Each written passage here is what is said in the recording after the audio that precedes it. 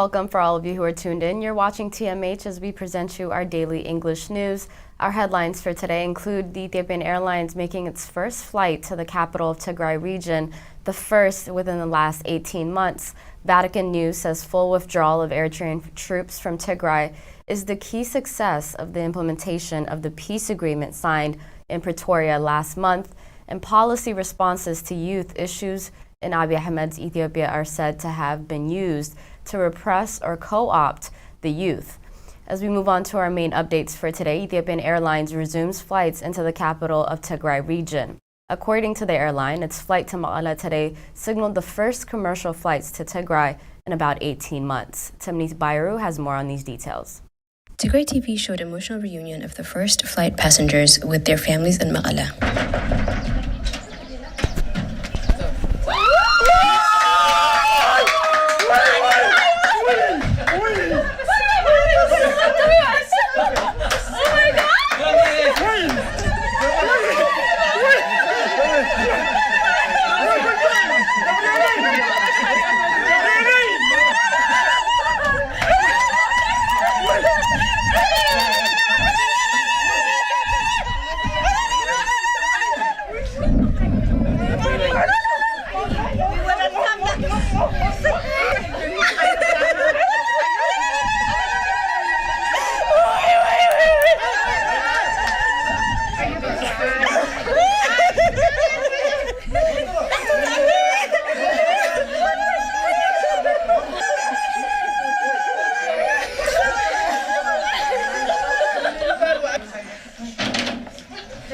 The resumption of these flights will enable families to reunite, facilitate the restoration of commercial activities, stimulate tourist flow, and bring many more opportunities which will serve the society. Ethiopian Airlines CEO Mesfin Tasso, who was part of the delegation to Mekelle, said in a statement. A travel agent in Addis Ababa told Reuters that the first Mekelle-bound flight was fully booked within hours of the announcement. Passengers expressed joy at the resumption of the flights and called for a significant increase in the number of flights to meet the huge demand of the people. In the meantime, handing over of heavy weapons and resumption of constitutional duty of ENDF in Mekelle in particular is expected to be executed until Thursday. Ethiopian National Advisor Redwan Hussein said on Twitter. He cited the Nairobi Agreement on the implementation of the peace accord, which called for the handover of heavy weapons together with the withdrawal of foreign and non-ENDF forces without naming any specific forces. Eritrean troops who have fought alongside Ethiopian federal forces but are not signatories to the peace agreement have been accused of looting towns, arresting and killing civilians after the agreement was signed. A humanitarian aid worker in the Tigrayan town of Shira told Reuters he saw Eritrean soldiers there on Tuesday morning. President of Tigray Regional State, called for their departure. We have disengaged our troops in all four fronts,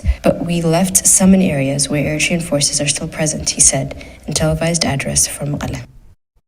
While flights have been removed, meanwhile, Vatican News says full withdrawal of Eritrean troops from Tigray is key success of the implementation of the peace agreement signed on the 2nd of November.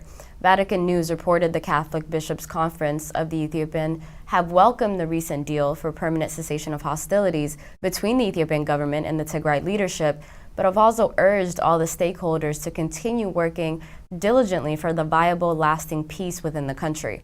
And according to Vatican News, Tigray officials have said that the withdrawal is a precondition before surrendering their weapons. This issue has also been voiced by the European Union and the U.S. governments. Eritrean forces crossed the Ethiopian border after the outbreak of the war in Tigray, supporting the Ethiopian government against the TPLF. They still remain in Tigray and are accused of killing civilians en masse and looting property till this day. Ethiopia's army chief leads a delegation to Turkey, where he'll be meeting counterparts in touring defense tech industries. A delegation led by Field Marshal Birhanu Jula, Chief of General Staff of Ethiopian National Defense Forces, is visiting Turkey, where he'll be met and discussing with his counterpart, Yasar Güler, Chief of the General Staff of the Turkish Armed Forces.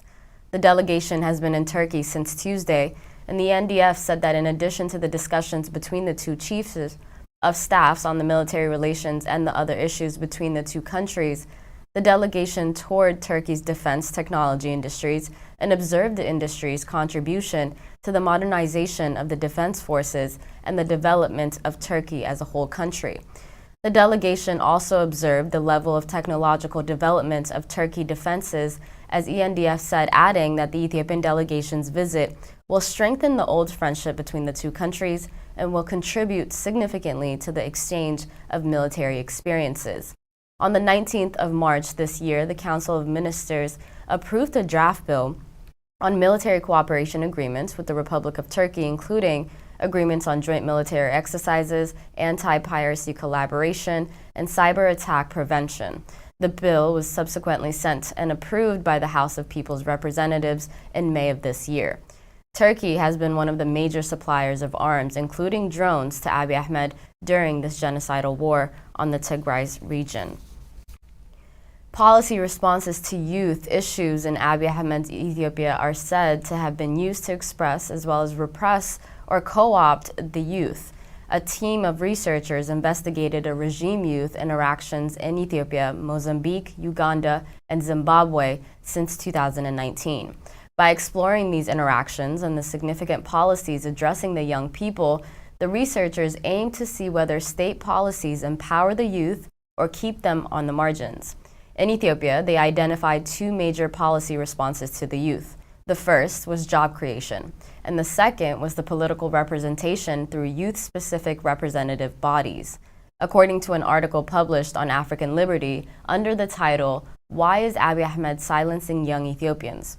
the researchers argued that the regime's strategies towards the youth in Ethiopia, as in other countries and other studies, are a part of the menu of authoritarian strategies for the incumbents to hold on to power. Abiy and his allies promised to address the demands of the youth for the inclusion purposes, as well as naturally created high expectations. But more than 4 years after this promise, Ethiopia's large youth population looks extremely bleak.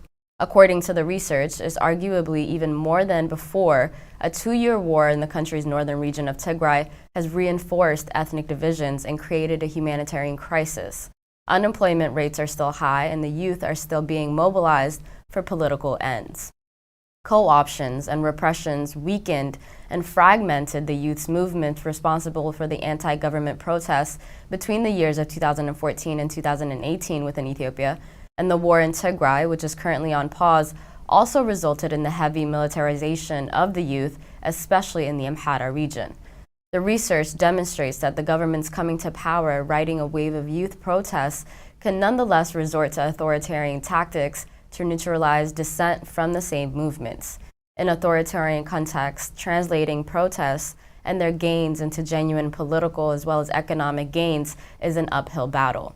The researchers also found that the youth employment schemes can be used to silence the youth, as the researchers stressed that the deeper analysis of the youth-specific policies should be contextually grounded to reveal possible authoritarian uses beyond official objectives.